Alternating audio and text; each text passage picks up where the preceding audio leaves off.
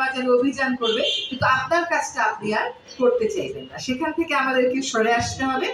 কনজিউমারদেরকেও একটা দায়িত্ব নিতে হবে। বিদেশের একটা সরকারকে প্রতিনিয়ত তার জনগণের সাথে এই লড়াইয়ের মধ্যে থাকতে হয় না। তাকে যখন বোঝানো হয় যে কেন পলিথিনের ব্যাগ ব্যবহার করা উচিত না, তখন সে ওটা উপলব্ধি করে এবং আমাদের জন্য এটা আরো সহজ। কারণ আমরা আসলে 20 থেকে 25 বছর আগে পাটের ব্যাগই ব্যবহার করতাম, 30 বছর আগে রাখবে পাটের ব্যাগই ব্যবহার করতাম, আমরা শুধু ওই অভ্যাসে ফেরত যাব। ফলে আমি বস্ত্র এবং পাট মন্ত্রণালয়কে অভিনন্দন দিই, ধন্যবাদ দিই, তারা আমাদের এই উদ্যোগকে সমর্থন করতে এগিয়ে এসছে।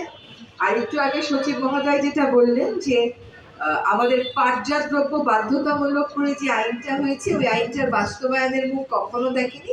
ওনারা এখন উদ্যোগ নিচ্ছেন যে অন্তত একটা পণ্যে পাটজাত মোড়ক বাধ্যতামূলক যে বিধানটা আছে ওটা বাস্তবায়নের কাজটা ওনারা শুরু করতে চান।